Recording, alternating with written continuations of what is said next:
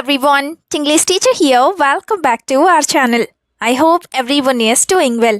మీ అందరి కోసం మరొక యూస్ఫుల్ వీడియో స్టార్ట్ చేయబోయే ముందు డిస్క్రిప్షన్లో మీకు ఒక మంచి ప్రోడక్ట్ని ట్యాగ్ చేశాను. ఆ ప్రోడక్ట్ మీకు నచ్చినట్లయితే లింక్ క్లిక్ చేసి పర్చేస్ చేయండి.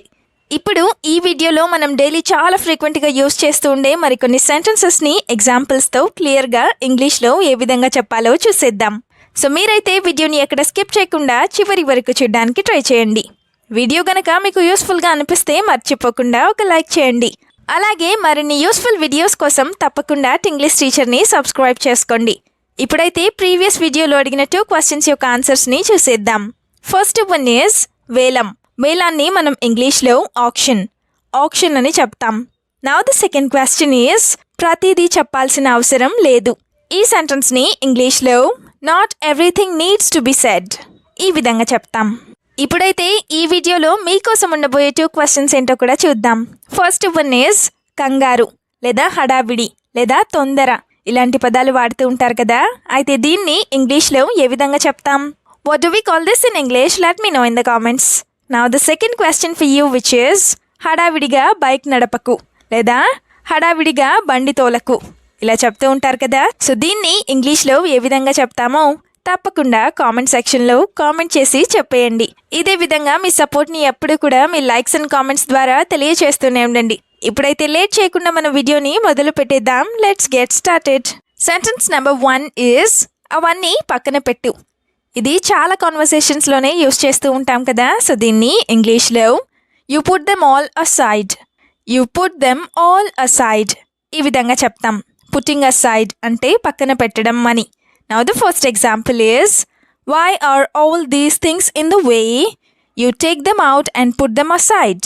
Why are all these things in the way? You take them out and put them aside. అంటే ఈ వస్తువులన్నీ ఇలా దారిలో ఎందుకున్నాయి, నువ్వు వాటన్నిటినీ తీసి పక్కన పెట్టు అని. In the way అంటే దారి మధ్యలో లేదా దారిలో అని. Now the example number 2 is, I feel very irritated if the house is like this. I feel very irritated if the house is like this. Or if the house is so messy. లేదా ఇల్లు గనక ఇలా చిందరవందరగా ఉంటే నాకు చాలా చిరాకుగా అనిపిస్తుంది అని. సెంటెన్స్ నెంబర్ 2 ఈజ్ ఇక్కడ ఉండాల్సింది ఎవరు తీశారు. ఇది కూడా చాలా ఫ్రీక్వెంట్గా అడుగుతూ ఉండే క్వశ్చనే కదా. సో దీన్ని ఇంగ్లీష్లో who took what was supposed to be here. Who took what was supposed to be here. Or that was supposed to be here ఈ విధంగా అడుగుతాం. That was supposed to be here అంటే అది ఇక్కడ ఉండాల్సింది లేదా ఇక్కడ ఉండాల్సింది అని. హూ టుక్ అంటే ఎవరు తీశారు అని. Now the first example is, I put my phone here every day. Why did you put it there today? I put my phone here every day. Why did you put it there today? అంటే నేను నా ఫోన్ని ప్రతిరోజు ఇక్కడే పెడతాను, నువ్వు ఈరోజు అక్కడెందుకు పెట్టావు అని. Now the second example is, who will take the things that should be in your room? Who will take the things that should be in your room? అంటే నీ రూమ్లో లేదా నీ గదిలో ఉండాల్సిన వస్తువులని ఎవరు తీసుకుంటారు అని. సెంటెన్స్ నెంబర్ 3 ఈజ్ నా వస్తువులు ఎందుకు తీస్తారు ఇలా కూడా అడుగుతూ ఉంటారు కదా. సో దీన్ని ఇంగ్లీష్లో why do they take my things? Why do they take my things ఈ విధంగా అడుగుతాం. అదే why are they taking my things అంటే వాళ్ళు నా వస్తువులను ఎందుకు తీసుకుంటున్నారు అని. Let's have some examples now. First one is, I don't like others using my stuff. Or I don't like others using my things అంటే నా వస్తువులు వేరే వాళ్ళు లేదా నా వస్తువులు ఇతరులు వాడటం నాకు నచ్చదు అని. Now the example number 2 of this sentence is, I don't mind taking any of my things but don't take my comb at all. I don't mind taking any of my things but don't take my comb at all అంటే నా వస్తువులలో ఏది తీసుకున్నా కూడా నేను పట్టించుకోను లేదా నాకు పర్వాలేదు, కానీ నా దువ్వెన మాత్రం అస్సలు తీసుకోవద్దు అని. సెంటెన్స్ నెంబర్ 4 ఈజ్, నా ఫోన్ నీ దగ్గర ఎందుకుంది. ఎవరైనా మన ఫోన్ తీసుకున్నప్పుడు ఇలా అడుగుతూ ఉంటారు కదా. సో దీన్ని ఇంగ్లీష్లో why do you have my phone? Why do you have my phone ఈ విధంగా అడుగుతాం. ఇప్పుడైతే దీనికి సంబంధించిన ఫస్ట్ ఎగ్జాంపుల్ని చూసేద్దాం. How did you unlock my phone? How did you unlock my phone or mobile అంటే నువ్వు నా ఫోన్ లాక్ని ఎలా తీసావు లేదా నువ్వు నా ఫోన్ని ఎలా అన్లాక్ చేసావు అని. ఇప్పుడైతే సెకండ్ ఎగ్జాంపుల్ని కూడా చూద్దాం. If you touch my phone one more time I will beat you or if you touch my phone one more time I will hit you అంటే నువ్వు గనక నా ఫోన్ని మళ్ళీ ఒకసారి ముట్టుకున్నట్లయితే నేను నిన్ను కొడతాను అని. సెంటెన్స్ నెంబర్ 5 ఈజ్ ఈ గదంతా బాగా సర్దాలి లేదా ఈ గదంతా చక్కగా సర్ది పెట్టాలి. ఇలా కూడా అనుకుంటూ ఉంటారు కదా. అయితే దీన్ని ఇంగ్లీష్లో everything in this room should be neatly arranged. Everything in this room should be neatly arranged ఈ విధంగా చెప్తాం. షుడ్ బి నీట్లీ అరేంజ్డ్ అంటే నీట్గా సర్దాలి లేదా నీట్గా అమర్చాలి అని. Now the first example is I can't sleep because this room is so cluttered. I can't sleep because this room is so cluttered or this room is so messy అంటే ఈ room చాలా చిందరవందరగా లేదా చాలా గందరగోళంగా ఉంది, అందుకే నేను ఇక్కడ పడుకోలేను అని. Now the second example of this sentence is can you help me to remove all these and put them aside. Can you help me to remove all these and put them aside అంటే ఇవన్నీ తీసి ఒక పక్కన పెట్టడంలో నువ్వు నాకు సహాయం చేస్తావా అని. సెంటెన్స్ నెంబర్ 6 ఈజ్ ఇది ఎక్కడ తీసావో అక్కడే పెట్టు. ఇదైతే చాలాసార్లే అంటూ ఉంటారు కదా. సో దీన్ని ఇంగ్లీష్లో put it back where you took it. Put it back where you took it ఈ విధంగా చెప్తాం. వేర్ యూ టుక్ ఇట్ అంటే ఎక్కడి నుండి తీసుకున్నావో అక్కడే అని. పుట్ ఇట్ బ్యాక్ అక్కడే పెట్టేసేయి అని.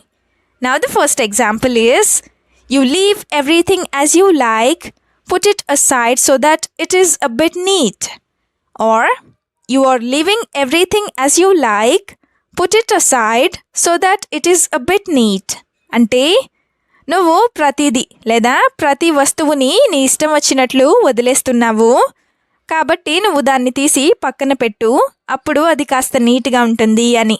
Now the second example is who brought all the things that should be in the kitchen into the bedroom. Who brought all the things that should be in the kitchen into the bedroom అంటే కిచెన్లో ఉండాల్సిన వస్తువులన్నింటినీ కూడా బెడ్రూమ్లోకి ఎవరు తీసుకువచ్చారు అని. Next sentence is ఈ నేలంతా నువ్వే క్లీన్ చేయాలి. ఇలా కూడా అనుకుంటూ ఉంటారు కదా. అయితే దీన్ని ఇంగ్లీష్లో you have to clean all this floor your self. You have to clean all this floor your self ఈ విధంగా చెప్తాం. You have to clean your self అంటే నువ్వే శుభ్రం చేయాలి అని. Now the first example of this sentence is I am too tired to have to clean it all up again. I am too tired to have to clean it all up again. అంటే నేను ఇప్పటికే చాలా అలసిపోయాను, ఇదంతా మళ్ళీ శుభ్రం చేయాలంటే నా వల్ల కాదు అని. Another example is it is not for me to do all this work in one day. It is not for me to do all this work in one day. అంటే ఈ పనంతా లేదా ఈ వర్క్ అంతా 1 డేలో ఒక్క రోజులో పూర్తి చేయడం నా వల్ల కాదు అని. It is not for me అంటే నా వల్ల కాదు అని. Now the last sentence is చిందరవందరగా ఉంటే ప్రశాంతంగా ఉండదు లేదా చిందరవందరగా ఉంటే నాకు ప్రశాంతంగా ఉండదు. ఇలా కూడా అంటూ ఉంటారు కదా. సో దీన్ని ఇంగ్లీష్లో if it's all messed up I won't be at peace or if it is all messed up I won't be at peace ఈ విధంగా చెప్తాం. If it is all messed up అంటే ఇదంతా లేదా ఒకవేళ అంతా చిందరవందరగా ఉన్నట్లయితే అని. I won't be at peace అంటే నేను ప్రశాంతంగా అస్సలు ఉండను అని. Now the first example is how are you sleeping if it's all so hectic. How are you sleeping if it's all so hectic అంటే ఇదంతా ఇంత హడావిడిగా లేదా ఇక్కడ ఇంత హడావిడిగా ఉంటే నువ్వు ఎలా నిద్రపోగలుగుతున్నావు లేదా ఎలా నిద్రపోతున్నావు అని. సో హెక్టిక్ అంటే చాలా హడావిడిగా ఉండటం అని. Another example is I am so used to this that I am able to sleep or I am so used to this that's why I am able to sleep అంటే నేను దీనికి చాలా అలవాటు పడిపోయాను, అందుకే నిద్రపోగలుగుతున్నాను అని. I am able to sleep అంటే నిద్రపోగలగడం అని. వీడియోని ఎండ్ వరకు చూసినందుకు థ్యాంక్ యూ సో మచ్. వీడియోలో ఉన్న సెంటెన్సెస్ అన్నీ తరచూ ప్రాక్టీస్ చేస్తూ ఉన్నట్లయితే you will become a better and fluent English speaker. ఈ వీడియో మీకు ఏ విధంగా అనిపించిందో మీ ఫీడ్బ్యాక్ని మాత్రం తప్పనిసరిగా కామెంట్ సెక్షన్లో కామెంట్ చేసి చెప్పండి. We'll meet you again with a useful and interesting video. Until then, keep learning, keep practicing and keep supporting Tinglish Teacher. Have a good day. Bye bye.